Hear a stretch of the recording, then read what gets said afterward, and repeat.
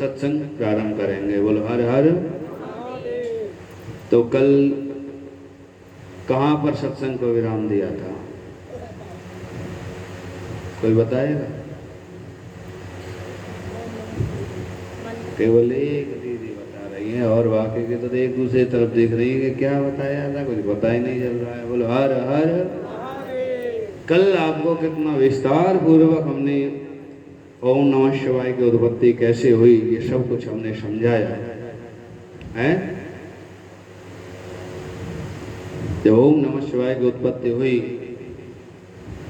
ब्रह्मा विष्णु को नामदान भूत भावन भोलेनाथ ने दिया, तो ब्रह्मा और विष्णु कहने लगे भगवान पहले तो ये बताओ कि आपने ये ज्योति जो प्रकट की है, आज से आपने कहा है कि ये शिवलिंग के रूप में पूजी जाएगी, तो ये बताओ ये शिवलिंग कैसी होनी चाहिए? काहे की होनी चाहिए? सोने की, चांदी की, पत्थर की, या हीरे की, या जवाहरात की? काहे की होनी चाहिए? दूसरा, चलो शिवलिंग हो तो कितनी बड़ी होनी चाहिए?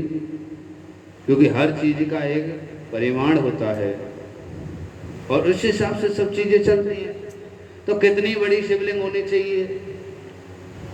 कैसी होनी चाहिए? कौन सी से क्या फल प्राप्त होता है? क्योंकि शिवलिंग सोने की भी होती है, चांदी की भी होती है, मूंगे की भी होती है, स्फटिक की भी होती है, पारद की होती है, नर्मदेश्वर होते हैं और स्वयं भी होते हैं। अनेक प्रकार के शिव महापुराण में अनेक प्रकार की शिवलिंगों का वर्णन है।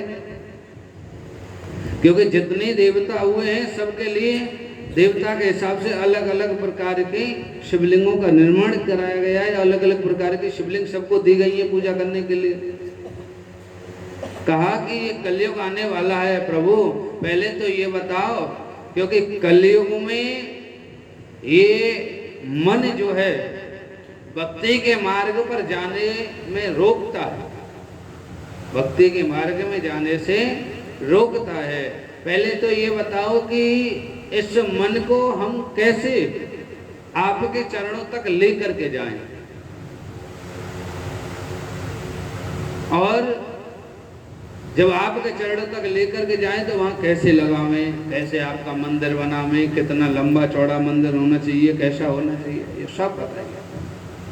आज भोलेनाथ कहने लगे देखो बेटा, जैसे एक पिता अपने पुत्र को सर्वस्व मान लेता है कि मेरे आगे पीछे जो भी है मेरा पुत्र ही तो है, और मेरे भाई बहन पिता की जितनी भी संपत्ति होती है उसका उत्तराधिकारी भी पुत्र ही होता है। तो जैसे पिता बेटे को अपना मानते हैं, इसलिए सब कुछ मकान दुकान आदि सब उसके नाम कर देते, ले बेटा तू ले जा। उसी प्रकार साधक के मन में यह विश्वास आ जाए कि मैं शिव का हूं, शिव मेरे हैं, मैं शिव का हूं, शिव मेरे हैं, तो फिर भगवान भोलेनाथ इतना देते हैं कि संभाले से नहीं संभाले। भगवान कहते हैं तू एक बार मेरी शरण में आकर के ये कह दे कि तू मेरा है मैं तेरा हूं, एक बार चाहे गलती से ही जाकर के कह दो, हम तुम्हारे थे प्रभु जी।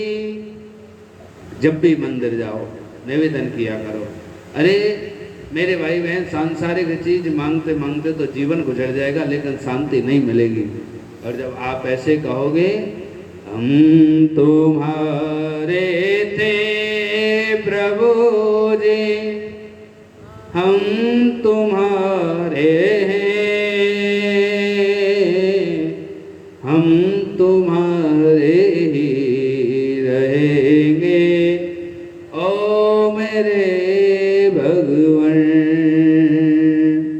तुम हमारे थे प्रभु जी, तुम हमारे हो, तुम हमारे ही रहोगे, ओ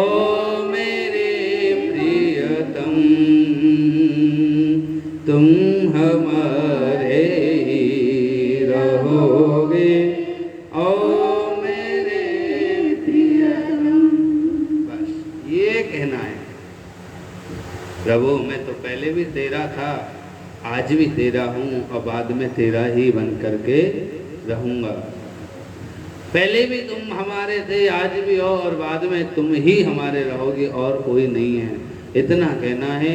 इतना कहने के बाद जैसे पिता सर्वस्व मकान दुकान आदि नाम कर देता है, ले बेटा मुझे करना ही क्या है, बुढ़ापा आ गया तुझे ही संभालना, ले तेरे नाम तो कर देता। जैसे प्रसन्न होकर के पिता बेटे को सारी संपत्ति दे देता है, उसी प्रकार जब तुम भोलेनाथ के मंदिर में जाकर के आप भगवान से जाकर के यही कह दोगे कि प्रभु जो कुछ हो तुम ही हमारे हो, क्योंकि भगवान भोलेनाथ किसके प्रतीक हैं? विश्वास। और माता पार्वती किसके रूप में? श्रद्धा। श्रद्धा विश्वास रूपिणौ। मेरे भाई बहन, पहली बात तो भगवान के प्रति श्रद्धा बनाओ। आप ये चाहें कि केवल हम भगवान को ऊपर विश्वास कर ले, श्रद्धा ना रखें। विश्वास क्या है? पंडित जी ने कहा था आप ये काम करा दो, आपको इस फल की प्राप्ति हो जाएगी। केवल इस बात में विश्वास है कि हमको काम कराना है, फल की प्राप्ति होनी है, लेकिन श्रद्धा नहीं है। केवल आपको तो पूजा कराने से मतलब है, तो वो भी निष्फल है। और केवल श्रद्धा है, विश्वास नहीं है। कथा सुन के, सत्संग सुन के श्रद्धा तो जाग गई, कह दे भैया जीवन में कुछ नहीं रखा है, जो कुछ है भगवान की सेवा पूजा में ही है, यही साथ जाने वाला है। लेकिन फिर मन में विचार आता है कि भगवान कहीं है कि नहीं है। बहुत से लोग आजकल ज्यादातर यह भ्रम फैला हुआ है कि भगवान को किसने देखा है। एक सज्जन कह रहे थे महाराज आपने भगवान को देखा है? तो हम ऐसे बुद्धिजीवी लोगों से अक्सर कर कहा करते हैं हाँ हमने भगवान को देखा है। जिसने अपने जीवन में माता पिता को देखा है उसने भगवान को देखा है। क्योंकि मेरे भाई बहन वो परब्रह्म परमात्मा तो कैसा है, काला है, गोरा है, पीला है, नीला है, आज तक किसने देखा है किसने नहीं देखा ये हम नहीं जानते। लेकिन इस धराधाम पर अगर साक्षात परब्रह्म परमात्मा हमारे बीच में विराजमान है तो वो हमारे माता और पिता हैं, जिनको बनाकर हमारे बीच में भेजा है।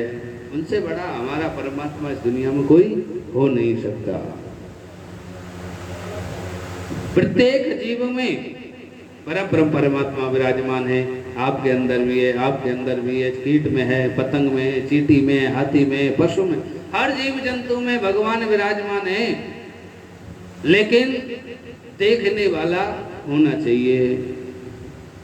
इसलिए मेरे भाई बहन भगवान तो सर्वत्र विराजमान है। कभी यह संशय पैदा नहीं करना चाहिए कि भगवान कहाँ है। एक बुद्धिजीव ने अपनी बुद्धिमत्ता को दिखाया और कहा अरे साहब भगवान तो कहीं है ही नहीं। सब इसे ये कह रहे भैया भगवान कहीं नहीं है, ये ब्राह्मणों का पाखंड है, आजीविका चलाने के लिए ये सब ड्रामा बनाए हुए हैं, अन्यथा भगवान कहाँ है।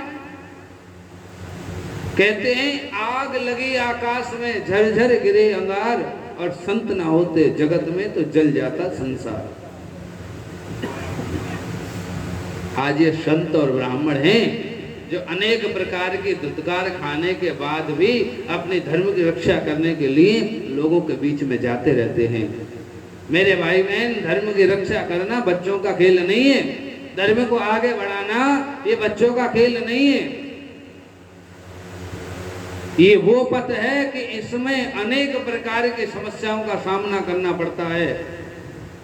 अनेक प्रकार के ऐसे ऐसे लोग मिलते हैं कि ऐसे ऐसे शब्द बोलते हैं कि जिसको हम बयान नहीं कर सकते। लेकिन ठाकुर जी कुछ चंद लोगों को ही चुनता है धर्म की रक्षा के लिए, अन्यथा अधर्म के रास्ते पर तो सब चल ही रहे हैं। बोलो हर हर। एक बुद्धिजीवी ने कहा मैं भगवान को नहीं मानता, भगवान कहीं नहीं है। और जो लोग भगवान को माने, माला जपे, कुछ करने बैठे, उनको भी कहते भगवान कोई नहीं है, छोड़ो, ये क्या माला लेकर के बैठते हो, क्या माला में क्या रखा है। अब ये दोनों, एक और उसका मित्र था, दो मित्र थे वो दोनों आपस में। अब वो जिससे मिले यही के भगवान कोई नहीं है।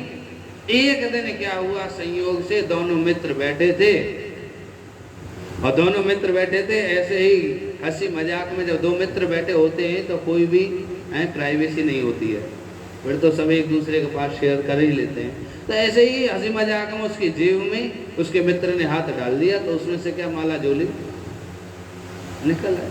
अब मित्र कहने लगा, भाई तू तो दुनिया में प्रचार कर रहा है कि भगवान नहीं है, भगवान नहीं है, तो माला झोली में क्या रखा है, क्यों माला जपते हो। तो उसने कहा, देख भाई, ये तो सत्य है कि भगवान नहीं है, लेकिन फिर मैं सोचता हूं अगर कहीं भगवान हुआ तो। मैं तो मानता हूं कि भगवान नहीं है, अगर कहीं भगवान हुआ तो इस डर से मैं चुपचाप दो चार माला जप लेता हूं।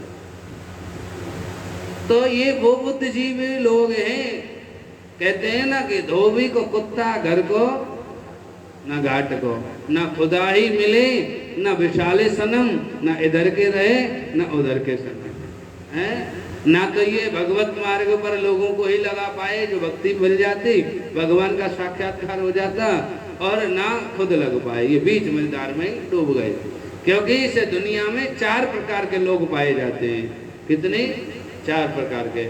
एक लोग होते हैं तरन, यानी दूसरों को उटपटांग प्रवचन सुनाएंगे, गलत रास्ता दिखाएंगे और स्वयं सतमार्ग पर लग करके तर जाएंगे, ये हो गए तरन। एक होते हैं तारन। तारन का मतलब है दूसरों को इतने सुंदर सुंदर उपदेश सुनाएंगे, अरे भैया माता पिता की सेवा किया करो, बुजुर्गों की सेवा किया करो, सत्संग में जाया करो, माला जपा करो, मंदिर जाया करो, हैं? औरों को तो भक्ति के मार्ग पर लगा दिया, लेकिन आप झूम बराबर झूम में लग गए। समझ रहे होंगे। तो ये कौन है? तारन। दूसरों को तो तार दिया, दूसरों को तो भव से पार करा दिया, लेकिन खुद गर्त में गिर गए। एक होते हैं तरन न तारन, यानी ना तुमको तरने देंगे ना खुद तरेंगे। जैसे एक जगह एक पंडित जी कथा सुना रहे थे, तो उन्होंने कहा कि नीलकंठ चिड़िया के दर्शन करने से प्राणी सीधा वैकुंठ जाता है। अब एक गवार ग्वारिया जो निकल के जा रहा था गायों को लेकर के, उसने सुन लिया। अब उसने सोचा, भाई मैं तो जंगल में रहता हूं, मुझे तो दर्शन हो ही जाएंगे कभी ना कभी। संयोग एक बार ऐसा हुआ कि उसको नीलकंठ के दर्शन हो गए। लेकिन नीलकंठ के दर्शन तो हुए, लेकिन वो नीलकंठ जो चिड़िया थी वो मरी हुई थी। अब सोचने लगा कि पंडित जी ने कहा था कि नीलकंठ के दर्शन करने से सीधा वैकुंठ जाता है, लेकिन ये नहीं बताया कि जिंदी के दर्शन करने चाहिए कि मरी के। तो उसने क्या किया, तो चक्कर पड़ गया। उसने उस नीलकंठ चिड़िया को उठाया, उसके पास जो अंगोछा जो स्वापी जो था डालने का, उसमें ऐसे करके बंद कर दिया। बंद करके जहां कथा चल रही थी वहीं बीच पंडाल में आके खड़ा हो गया। महाराज जी, आपने कहा था कि नीलकंठ चिड़िया के दर्शन करने से वैकुंठ मिलता है। बोले हाँ कहा था, तो इसमें क्या बात है। लेकिन आपने ये नहीं बताया कि जिंदा के करने चाहिए कि या मरी के भी चलेगा। पंडित जी बोले, भैया जो स्वयं मर गई वो तुम्हें क्या भेजेगी। अब उसने सोचा कि हमने तो मरी के दर्शन किए, इसका मतलब अब तो हमारा नरक पक्का है, नरक में जाना पड़ेगा। उसने सोचा जब नरक में जाना है तो अकेले ही क्यों जावे। तो जो लेके आए थे वो ऐसे करके पंडाल में डाल दी और कहा, लो भैया सभी नीलकंठ की चिड़िया के दर्शन कर लो। हैं? तो कुछ लोग ऐसे होते हैं कि वैकुंठ जाने की बारी आए तो हम जावें, और नरक जाने की बारी आए तो अकेले क्यों जाए, ट्रक भर के साथ में ले जाए ना। जाते वहां भी ऐसे ही उदम करते रहे, खुरापात बना करते रहे। तो ये वो लोग होते हैं तरन ना तारन, ना खुद तरते हैं ना दूसरों को तरने देते। और एक वह लोग होते हैं तरन तारन, जो भगवत चिंता, भगवत लीलाओं का गुणानुवाद करके सभी को भगवत चिंतन में लगाते हैं और भगवत चिंतन में लगा के स्वयं भी भविष्य पार हो जाते हैं और सभी को कर ले जाते हैं। जैसे आपने श्रीमद् भागवत महापुराण में कथा श्रवण की कि गौकर्ण ने पहले धुंधकारी के लिए आषाढ़ मास के शुक्ल पक्ष की नवमी को भागवत जी का आयोजन किया था और जब धुंधकारी की मुक्ति हो गई, भगवान के पार्षदों से कहा भैया एक पापी के लिए विमान आया है और कथा सबने सुनी है, इनके लिए क्यों नहीं आया?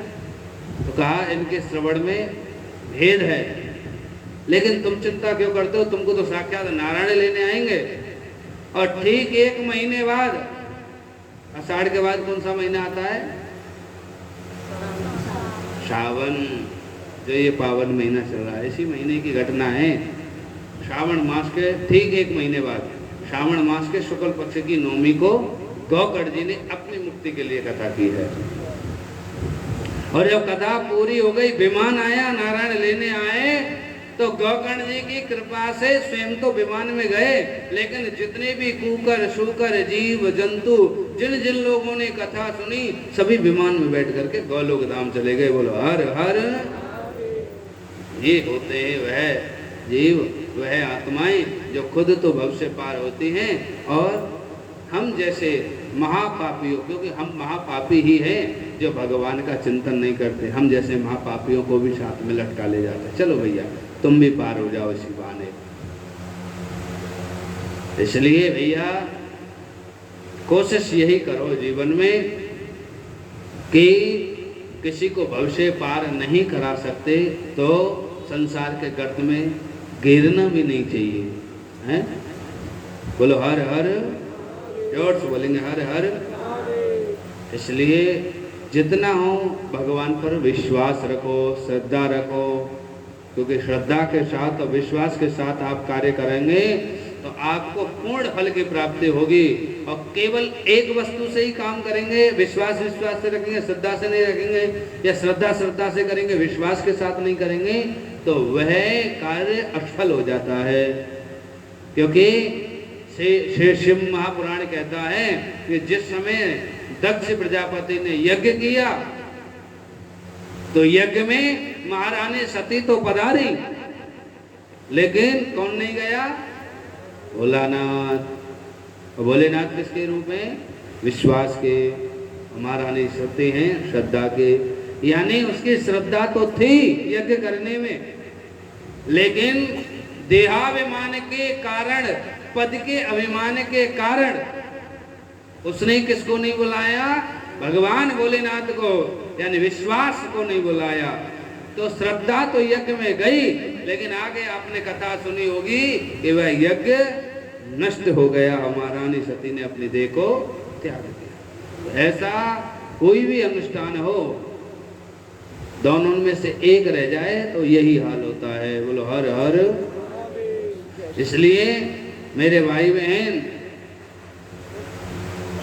कोई भी पूजा पाठ करें तो श्रद्धा और विश्वास से करें, और श्रद्धा और विश्वास के साथ अपने मन को भी लगावें। किसको लगावें? मन को। देखिए मेरे भाई बहन, हमारे संत भगवान कहते हैं मन है पति, मन है पति, और मन की एक पत्नी होती है। किस किस को मालूम है मन की पत्नी कौन है? नहीं मालूम? मन की एक पत्नी है जिसका नाम है मनी, पैसा। संत भगवान कहते हैं अगर आपको मन भगवान में लगाना है 101% या 100 में से 100%, तो मन की जो पत्नी है मनी, उस मनी यानी पैसे को, यानी धन को भगवान के चरणों में लगा दो। कैसे समझे इस बात को कि कैसे भगवान के चरणों में मन लगेगा? आप कोई कारोबार खोलते हैं या कोई शॉप डाले या कोई मॉल डाले या कोई भी कार्य करें, तो आप उसमें धन लगाते हो कि नहीं लगाते हो? और जब धन लगाते हो तो मेरे भाई बहन उसमें आप मन लगा के काम करते हो कि नहीं? और जब करोड़ों का धन उस शॉप में लग जाता है या मॉल में लगा देते हैं तो दिन रात किसका चिंतन बना रहता है? जो हमने दुकान डाली है, मॉल डाला है, चलेगा नहीं चलेगा, प्रॉफिट होगा नहीं होगा, लॉस होगा क्या होगा, कैसे होगा, ग्राहक आएंगे कि नहीं आएंगे। हर वक्त चिंतन मन में किसका बना रहता है? जहां आपने पैसा लगा दिया है। वो ऐसे ही प्रकार भगवान भोलेनाथ कहते हैं कि मन को यदि भगवान के चरणों में लगाना है तो पहले मन को लगाने से पहले मन ही को लगा दो, धन को लगा दो। वहां पर तुम्हारा धन भगवान के चरणों में लग जाएगा, वहां खर्च होगा तो तुम्हारा स्वतः ही मन वहां जाएगा। अरे भैया मैंने मंदिर बनाया है, सोच अरे ज्यादा नहीं तो एक दिन तो मक्का में टेक के आऊं, इतना पैसा जब लगाया है। अरे भैया मैंने तो शिव जी की स्थापना कराई है, अरे इन निष्ठुर हाथों से मैंने जब स्थापना करा दी तो एक बार दिन में ज्यादा नहीं तो एक लोटा जल तो चढ़ा के आओ। तो क्या है, स्वतः ही आपका मन वहां जाएगा जहां आपका धन लगा हुआ है। इसलिए भगवान भोलेनाथ कहते हैं कि सबसे पहले तो भगवान के चरणों में मन लगाने के लिए उस धन से कोई सुंदर भगवान भोलेनाथ का शिवालय बनाना चाहिए, मंदिर बनाना चाहिए। मंदिर बनाए तो कैसे बनाएं, कब बनाएं, कब नहीं बनाएं? तो जैसे हम गृह निर्माण कराते हैं, घर बनाते हैं, घर बनाने से पहले ब्राह्मण देवता से मुहूर्त दिखाते हैं। पंडित जी देखना है शेषनाग की चाल कहाँ चल रही है, क्योंकि घर का जब निर्माण किया जाता है, जब नींव रखी जाती है तो उसमें शेषनाग की चाल का विशेष ध्यान रखा जाता है, शेषनाग की चाल को बचाया जाता है। ऐसा कहते हैं यदि मकान का निर्माण, मकान की नींव शेषनाग के मुख पर रख गई तो उस मकान का मालिक जल्दी ही नष्ट हो जाता है।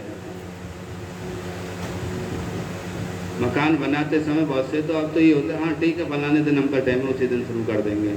हर चीज़ का एक हमारे शास्त्रों में विधान है, किस दिन बिठाएं, किस दिन नींव रखें, किस घड़ी में रखें, कौन सी दिशा से प्रारंभ करें, यहाँ तक भी वर्णन है। लेकिन आजकल तो भैया वो नक्शा बनवाने के लिए जाते हैं ना, है आर्किटेक्ट पे, तो वो क्या करते हैं, अगर तुम पहले पंडित जी